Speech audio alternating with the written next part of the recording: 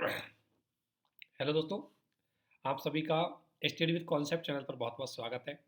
साथ ही स्वागत है हमारी महा सीरीज में, जिसके अंतर्गत आपकी पूरी तैयारी करवाने के लिए कुछ सहायता करने हेतु हमारे द्वारा सीरीज चलाई गई है। इसके अंतर्गत हम आपकी करंट अफेयर को भी पूरी तरह फोकस कर रहे हैं और जिसमें आपकी मंथली मैगजीन को कवर कर रहे हैं, जिसमें मई, जून और जुलाई की मैगजीन का लास्ट वीडियो है। इसके बाद आपकी अगस्त और सितंबर, अगस्त की मैगजीन का एक वीडियो, आप वन वीडियो में आपको पूरी अगस्त की मैगजीन है, उसके लगभग 1 या 2 दिन में आपको कंप्लीटली वो मिल जाएगी। और सितंबर की वीडियो भी आपको 1-2 दिन में उसकी कंप्लीटली वीडियो, यानी कि 4-5 दिन के अंतर्गत ये दोनों मैगजीनों की कंप्लीट वीडियो आपको शेयर कर दी जाएंगे। तो दोस्तों बिल्कुल हम समय से चलेंगे और इनको जल्दी से खत्म करेंगे। आप सभी से निवेदन है कि इनको ज़्यादा से ज़्यादा देखें। और दोस्तों एक चीज़ देख लेना कि ये सारी चीज़ें आपके लिए बहुत ज़्यादा इंपॉर्टेंट है, प्री के पॉइंट ऑफ व्यू से, मेंस के पॉइंट ऑफ व्यू से, स्टेट पीसीएस यूपीएससी सभी के। मैं आपसे एक बात यही कहना चाहूँगा कि इनको एक बार अच्छे से समझें, एक बार जानें, इसलिए हमारे वीडियो ज़्यादा ज़्यादा देखें। और ये अगर आपने देख लिया तो इसके बाद आपको करंट में बहुत सारी चीज़ें हैं वो नहीं देखनी पड़ेगी। चाहे आप PT 365 है उसकी तो बिल्कुल ज़रूरत नहीं पड़ेगी, क्योंकि PT 365 है इसी का ही शॉर्ट रूप होती है। जब हम इतने डिटेल से पढ़ लेंगे तो हमें छोटी चीज़ों की ज़रूरत पड़ेगी नहीं। तो अब इसमें आगे बढ़ते हुए आज कल्चर वाले पार्ट को देखते हैं। ये लास्ट इसका वीडियो है। कल्चर पार्ट में अल्लारी सीताराम राजू, ये काफ़ी फेमस रहे हैं इस बार, तो इसके बारे में क्वेश्चन आ सकता है और ये प्री में क्वेश्चन बन सकता है। इससे इससे क्वेश्चन बनेगा प्री का, ठीक है। तो प्री के पॉइंट ऑफ व्यू से क्वेश्चन बनेगा, क्योंकि ये हाईलाइटेड, सबसे पहले देखेंगे कि हाईलाइटेड क्यों है। तो हमारे प्रधानमंत्री ने आंध्र प्रदेश के भीमावरम में महान स्वतंत्रता सेनानी अल्लारी सीतारामू की 125वीं जयंती के अवसर पर एक समारोह का शुभारंभ किया। ध्यान रखना, पिछली बार भी अगर यूपीएससी की बात करें, 2022 की प्री की बात करें, तो 2022 की प्री में यूपीएससी के कई क्वेश्चन आए थे, वो डायरेक्टली हमारे प्राइम मिनिस्टर के द्वारा कई जगह विजिट की गई थी, वहाँ से पूछे गए थे। तो हो सकता है कि इसको भी क्वेश्चन बना दे यूपीएससी स्टेट पीसीएस, इसलिए तो आपको अभी अल्लारी सीता राम राजू है, ये आपके हिस्ट्री का सवाल है। तो ये कोई करंट में तो इसलिए है क्योंकि ये इसकी 125वीं जयंती मनाई गई है। और इस अवसर पर प्रधानमंत्री जी के द्वारा 30 फीट ऊंची कांसे की मूर्ति का भी क्या किया गया, इनॉग्रेशन किया गया है, उसका अनावरण किया गया है इसका। और ये कहाँ पर है, ये भीमावरम आंध्र प्रदेश में है। तो प्री का क्वेश्चन एक तो ये बनेगा कि प्रधानमंत्री के द्वारा कहाँ पर किया गया है, कितनी फीट की गई है, कौन सी जयंती मनाई गई। अल्लारी सीताराम की बात करें तो 1897 में जन्म, मद्रास प्रेसिडेंस एक पश्चिमी गोदावरी के मंगलू गांव से थे, इस गांव से थे मंगलू। आदिवासी समुदाय से थे और आदिवासी समुदाय इनको चमत्कारिक पुरुष मानते थे। ये कई कुछ दिव्य शक्तियों के रूप में इनके पास होती थी और इनको मन्यम बीरडू के रूप से भी जाना, ये ध्यान रखें, मन्यम बीरडू यानी कि जंगलों का नायक। ये एक पॉइंट आपको इंपॉर्टेंट याद होना है। और सीताराम राजू केवल रंपा क्षेत्र तक सीमित नहीं, रंपा एक क्षेत्र है जो ये आंध्र प्रदेश में, यहाँ तक ये पूरे भारत में इसकी कनेक्टिविटी अच्छी थी। मतलब ये ऐसा नहीं है कि केवल क्षेत्रीय लीडर थे, भारत के अन्य क्षेत्रों में भी इसका प्रभाव था। कलकत्ता सीक्रेट सोसाइटी के सदस्य भी रहे ये, और वहाँ इन्होंने बम बनाना सीखा। चटगाम में क्रांतिकारियों की बैठकों में इन्होंने भाग लिया, और आपको पता है चटगाम क्रांतिकारी है, उग्रवादी क्रांतिकारी थे, उसमें भी इन्होंने भाग लिया। रंपा क्षेत्र में अंग्रेजों के विरुद्ध हथियार, गोला बारूद आदि एकत्रित किए। तो एक तो यह कि क्षेत्रीय क्षेत्र रंपा क्षेत्र तक सीमित नहीं, बहुत जगह इनका प्रभाव था। तो ये इनकी जो अचीवमेंट है, ये इनका रोल है भारतीय आंदोलन में, वो आपको पता होना चाहिए। और एक बहुत महत्वपूर्ण स्ट्रेटजिक थे, भौगोलिक स्थिति के आधार पर अंग्रेजों के साथ उन्होंने गुरिल्ला युद्ध किया। गुरिल्ला युद्ध मतलब छिप छिप के वार करते थे पीछे से, या जंगलों में वार करते थे ताकि अंग्रेज उस चीज़ को समझ नहीं पाए और आसानी से अंग्रेज पराजित हो जाए। अब सबसे बड़ी बात है कि रंपा विद्रोह के बारे में इनसे इनका नाम जुड़ा हुआ होता है, इसलिए हमें रंपा विद्रोह को भी देखना पड़ेगा। तो एक क्वेश्चन आपका प्री में इनका आ सकता है कि ये क्या था। तो आपको पता है इसको लेकर के साउथ में RR मूवी है, उसका भी एक RRR मूवी का संबंध भी कहीं कहीं ऐसे माने जाते हैं कि इसी से है, लेकिन डायरेक्टली नहीं है उसका मूवी का संबंध, लेकिन मूवी इसी से जुड़ी है। तो इस बार अल्लारी सीताराम राजू के बारे में बात सकता है। तो इनके बारे में बेसिक जानना है कि ये आंध्र प्रदेश मद्रास प्रेसिडेंसी से थे, जंगलों के नायक या मन्यम बीरेडू के नाम से भी इनको जाना जाता था और काफ़ी फेमस थे। इसके अलावा अगर हम बात करें रंपा विद्रोह, ये आपको पता है, हम मॉडर्न हिस्ट्री में पढ़ते हैं इसको। तो रंपा विद्रोह जो अगस्त 1922 से 19 मई 1924 तक चला था, इसे मन्यम विद्रोह भी कहा जाता था। और ये क्या था, एक आदिवासी विद्रोह था। विद्रोह का मेन कारक क्या था, मुत्तदार इस क्षेत्र का शासक था, उसे यानी मुत्तदार यहाँ का लोकल रहता था, उसे जबरदस्ती क्या कर दिया, औपनिवेशिक ढांचे के अधीन ला करके जो क्षेत्र था मुत्तदार, उस क्षेत्र को जबरदस्ती अंग्रेजों ने यहाँ पर अधीन लाए और इनके सामाजिक और आर्थिक चुनौतियों में कुछ परिवर्तन किया, जिसकी वजह से इनकी कल्चर की जो सांस्कृतिक स्वायत्ता है वो सीमित होने लगी। इन्होंने इसके बाद विद्रोह कर दिया। जैसे यहाँ पर अंग्रेज़ों का शासन आया, इन्होंने पोंडू खेती, जो नॉर्मली ये स्थानांतरित खेती करते थे, तो उसको इन्होंने अवैध घोषित कर दिया। तो ऑब्वियसली इनकी आर्थिक चीज़ें हैं, कृषि वाली चीज़ें हैं, परंपरागत चीज़ें हैं, उन पे एकदम से चुनौती पूछी। और ये वन उत्पादों पर डिपेंड होते थे, उनके अधिकार को भी अंग्रेज़ों ने छीन लिया। इसके अलावा इनसे ज़बरदस्ती काम करवाने लगे। इनकी वजह से इन्होंने अंग्रेज़ों के विरुद्ध ये विद्रोह कर दिया। अल्लारी सीताराम राजू है, इन्होंने काफ़ी हद तक इसमें काम योगदान दिया। और मद्रास वन अधिनियम 1882 के विरुद्ध भी अल्लारी सीताराम, ये मद्रास अधिनियम आया था, इसी से ही ये घटनाएं घटित हुई, क्योंकि मद्रास अधिनियम आया था अंग्रेजों का यहाँ पर, और यहाँ पर कहीं ना कहीं बहुत सारे जो जनजातीय अधिकार है उनको छीन लिया गया था। तो ये बेसिक चीज़ें हैं, ये चीज़ आपको पता होनी चाहिए कि रंपा विद्रोह का मेन कारण क्या था। अब हर विद्रोह के कारण तो होते हैं, घटनाएं होती है। अल्लारी सीताराम राजू ने आधुनिक हथियारों से लेकर के मुख्य रूप से कई जगह यहाँ ये हिंसक आंदोलन हुआ। अल्लारी सीताराम ने पुलिस थानों पर भी हथियारों से उनके हथियार लूटे, फिर उन पर कार्रवाई की, बहुत सारी चीज़ चली। उसके बाद पुलिस ने यहाँ पर चेतावनी वगैरह दी, काफ़ी दिन तक चली, और 7 मई 1924 को सरकार के द्वारा पकड़ लिया और उसके बाद ये आंदोलन को दबा दिया। ये एक सबसे बड़ी चीज़। अगर हम बात करें रंपा आंदोलन, तो रंपा आंदोलन का सबसे बड़ा अचीवमेंट यह है कि इन्होंने कहीं ना कहीं अंग्रेजों को एक चुनौती तो प्रस्तुत की गुरिल्ला युद्ध के माध्यम से, ठीक है। और इसके अलावा कई लोकप्रिय मिथ्याएं और उपकरणों के रूप में ये मुख्य रूप से आंदोलन काफ़ी लोगों के बीच में लोकप्रिय हुआ, जनता के प्रति गया, इससे हमारी राष्ट्रवादी भावनाएं वो भी बढ़ी और राष्ट्रवादी विचारधाराओं को बढ़ावा मिला।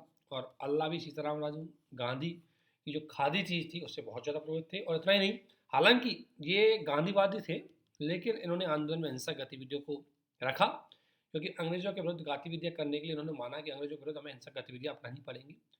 तो इसलिए हालांकि गांधी जी के असहयोग आंदोलन से भी जुड़े हुए थे। तो ध्यान रखना, अल्लारी जो सीताराम है, इसका क्वेश्चन आपसे पूछ सकते हैं इस बार, इसलिए प्लीज़ इस पॉइंट को अच्छे से पढ़ना, स्पेशली प्री के लिए। इसके बाद नेशनल सिंबल ऑफ इंडिया, ये तो आप सभी जानते हो, राष्ट्रीय चिन्ह है। राष्ट्रीय ध्वज हमारा राष्ट्रीय चिन्ह है, ये भारतीय गणराज्य की मोहर है। धर्म चक्र 1925-50 को माना गया था। इस पे मुंडो का ऑप्शन थे। ये स्टेट पीसीएस के क्वेश्चन है, इनको आप अच्छे देख लें। राष्ट्रगान, रविन्द्रनाथ टैगोर ने 24 जनवरी को बंगाली भाषा, 24 जनवरी 1950 को इसको संविधान में स्वीकार किया गया, और ये इसमें 22 मार्च को ये लिखा हुआ है। राष्ट्रीय पक्षी मोर, ये बेसिक, ये तो सब जानते हैं यार, ऐसे यूपीएससी नहीं पूछेगा, लेकिन स्टेट पीसीएस के क्वेश्चन है। इसके अलावा हाल में एक सबसे बड़ी बात है कि भारतीय ध्वज संहिता में कुछ संशोधन किया गया है। फ्लैग कोड ऑफ इंडिया, उसमें कुछ नए चेंजेस किए गए केंद्र सरकार के द्वारा, तो इसलिए हमारा फ्लैग को लेकर के कुछ चीज़ें हाईलाइटेड रही है। इन संशोधनों के अनुसार ये बोला कि राष्ट्रीय ध्वज को अब खुले या किसी नागरिक के घर दिन रात फहराया जा सकता है। पहले ये केवल ये था कि इसको सूर्यास्त के बाद हम क्या करते थे, उतार देते थे। अब ये था कि कोई भी पहना सकता है, अपने घर पे पहना सकता है, दिन रात पहना सकता है, ये चेंज किया गया था, ठीक है। और काते हुए कुत्ते की कुछ चीज़ें, ये काते हुए जो ये थे कपड़े हैं, उनके बारे में थोड़ा सा इनकी अनुमति दी गई कि हाथ से काते हुए, हाथ से बुने हुए सूती खादी कपड़े के भी ध्वज हैं, उनकी बनाने की अनुमति दी जाएगी। और हर घर तिरंगा अभियान के लिए सरकार, आपने पता है कि केंद्र सरकार के द्वारा, ये बीपीएससी 67 में क्वेश्चन आया था कि हर घर तिरंगा किसने चलाया है, तो केंद्र सरकार का एक कार्यक्रम है, भारत सरकार का, जिसको 15 अगस्त पर 75 वर्ष पूरे होने की वजह से, हमारी आज़ादी के 75 वर्ष पूरे हुए, उस 75 वर्ष पूरे होने की वजह से इसको मुख्य रूप से इसको हमारा ये था कि हर जगह तिरंगा फहरे, और हर घर अगर तिरंगा फहराना है तो ऑब्वियसली हमें उसमें कुछ चेंजेस करने, संशोधन करने पड़ेंगे। इसलिए हमने संशोधन किया कि कोई व्यक्ति इसको कहीं पर पहना सकता है, दिन और रात कभी भी पहना सकता है, परंतु उसको कुछ मर्यादाएं ध्यान रखनी होगी। और डाक विभाग के द्वारा, डिपार्टमेंट ऑफ पोस्ट, जो हमारा डिपार्टमेंट ऑफ पोस्ट है, उसके द्वारा घर घर जाकर के लोगों को जागरूक किया गया था। तो इस प्रकार ये चीज़ें बहुत महत्वपूर्ण रही। केंद्र सरकार का ये अभियान था और उसका उद्देश्य था कि हर व्यक्ति झंडे के प्रति अपनी वो रखे। भारतीय ध्वज संहिता 2022 में यह है कि भारतीय राष्ट्रीय ध्वज का उपयोग प्रदर्शन है, उसके कुछ मानक डिसाइड किए गए थे। आपको पता है राष्ट्रीय ध्वज को संविधान सभा के द्वारा 22 जुलाई 1947 को अपनाया गया था। इसको कहीं पर लगा सकते हो, निजी क्षेत्र में लगा सकते हो। इसकी लंबाई 3.2 है और ये इसका मुख्य उद्देश्य है कि इसकी गरिमा को भी बनाए रखें। इसके अलावा राज्य के प्रतीक, तो हमको पता है हाल ही में हमारी संसद पर राज्य का नया प्रतीक बनाया गया, उसमें अशोक सम्राट के उसको रखा गया सिंह को, और उसको लेकर के कई बार बहस हुई है ना। तो ये एक तरीके का क्वेश्चन आपको बन सकता है।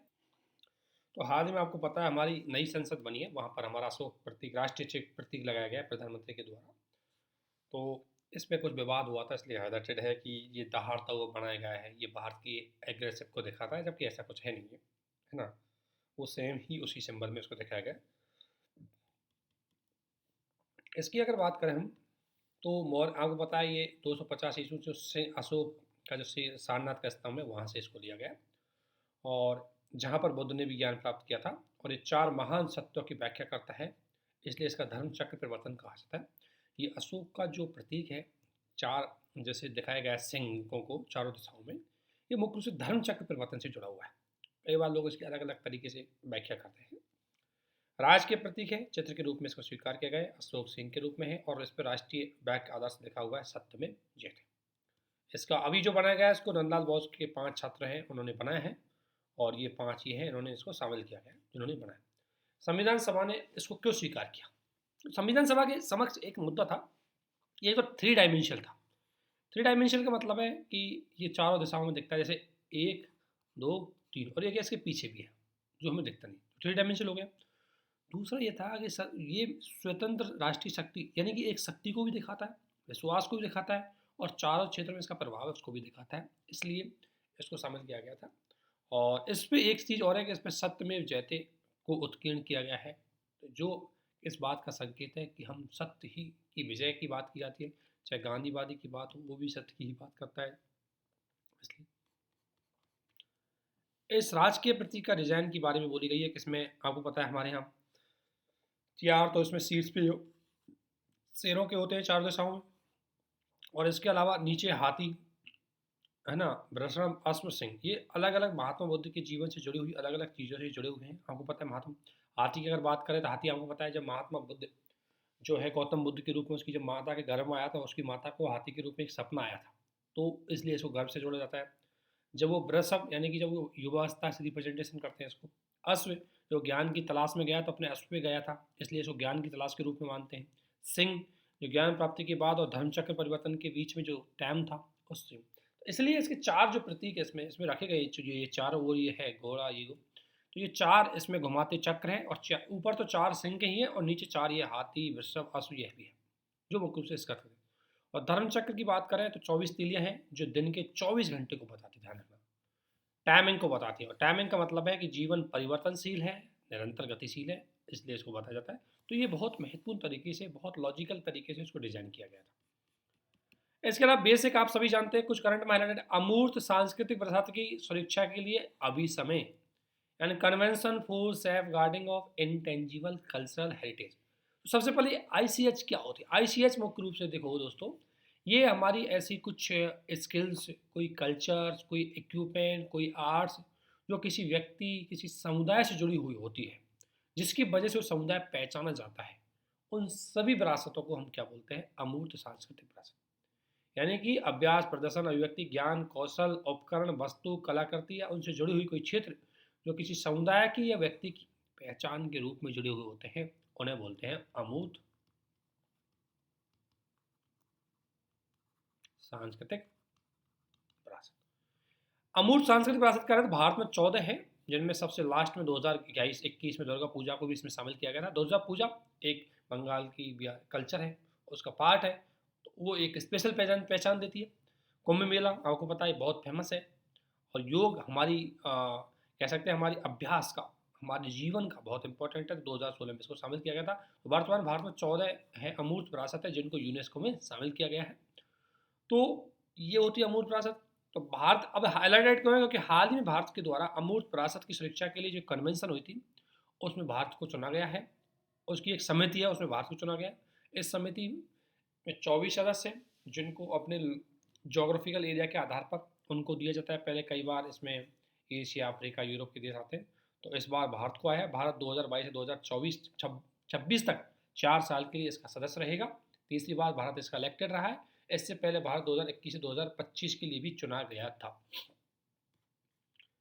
इस समिति के मेन काम यह है कि जो कन्वेंशन है इसको बढ़ावा दिया जाना चाहिए, इसको लेकर के लोगों को सुरक्षा की बात की जानी चाहिए। और यूनेस्को की जो विरासत है कन्वेंशन 2003 से हुई थी, जिसका मुख्य उद्देश्य था कि हम जो अमूर्त विरासत है इनका संरक्षण किया जाए, इन विरासतों का संरक्षण करना, इन विरासतों को बढ़ाना, इनको प्रोत्साहन देना, ये महत्वपूर्ण था। और 5 आधारों पर ये देखी जाती है इनकी परफॉर्मेंस, ये 5 आधार। बेसिकली आपको सबसे ज़्यादा इंपॉर्टेंट ये है कि ये विरासत अमूर्त सांस्कृतिक विरासत कितनी है भारत की, कौन कौन सी है, और अब ये कमेटी इसका क्या रोल है, भारत इसके सदस्य बना, ये इंपॉर्टेंट है। ये आपके लिए प्री का क्वेश्चन बनेगा और ज़्यादा इंपॉर्टेंट इसमें नहीं है। इसके अलावा वर्ष 2022 में विश्व के 50 सर्वश्रेष्ठ स्थान, बेस्ट और इस स्थानों की सूची जारी की गई है। इसमें अहमदाबाद और केरल टॉप 50 में आए हैं। अहमदाबाद को अगर बात करें तो 4 दीवारी वाला शहर यूनेस्को में इसको शामिल किया गया है, ध्यान रखना आपको पता है।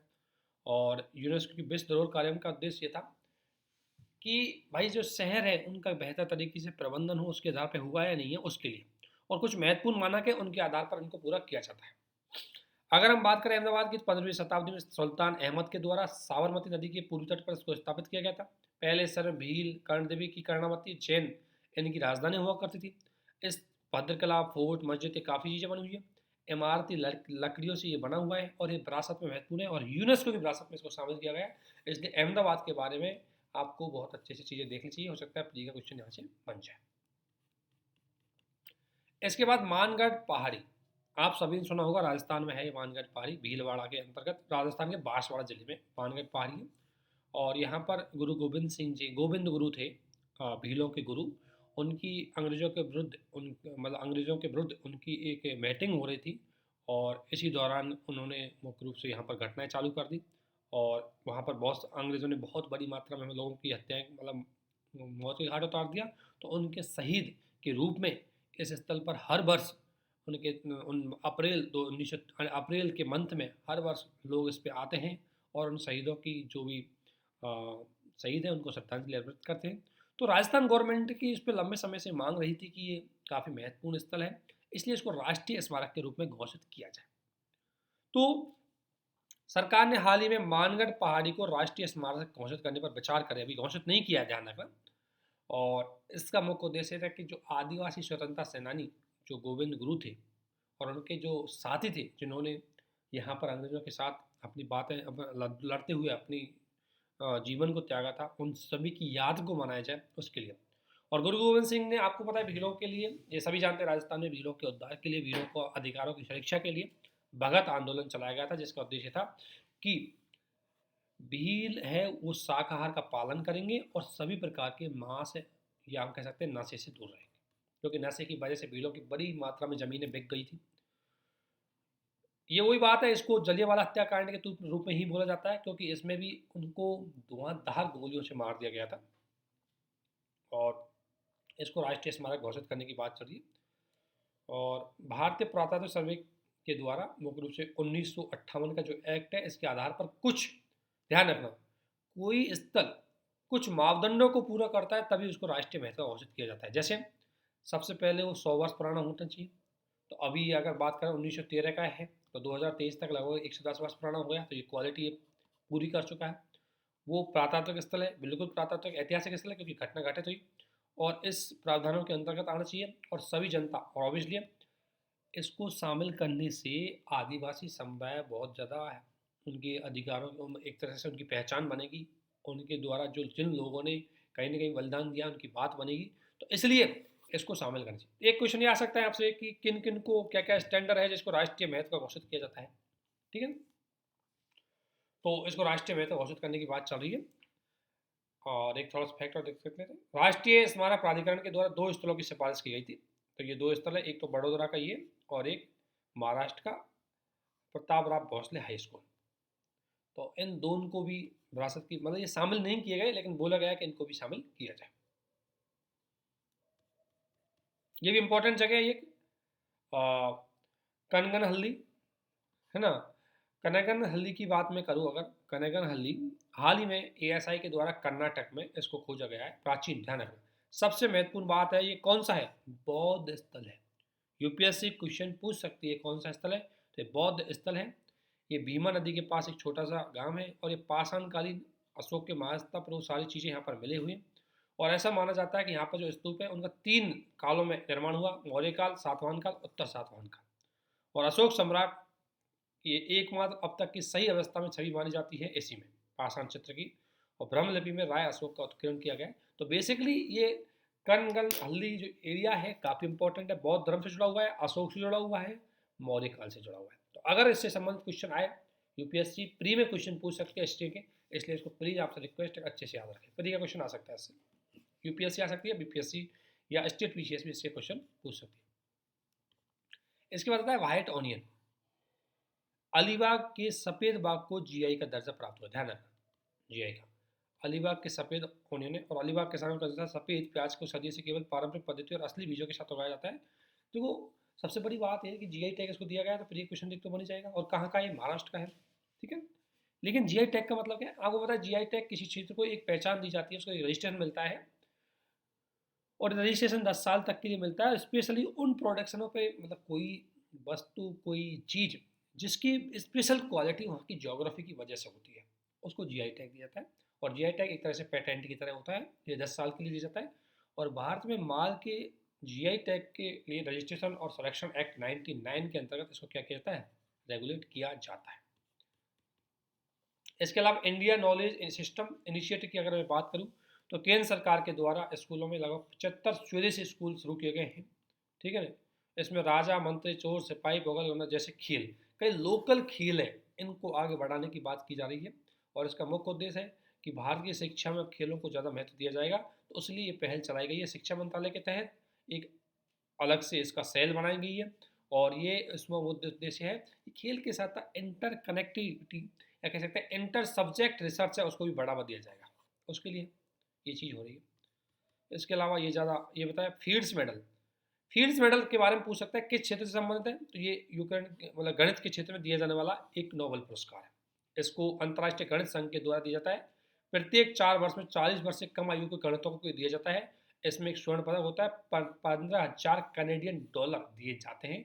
और इस फील्ड्स मेडल की संगोष्ठी और कनाडा में बैठती है। तो ये पुरस्कार हाल फिलहाल मुख्य रूप से एक महिला को मिला है और ये इस पुरस्कार को पाने वाली दूसरी महिला हो गई है।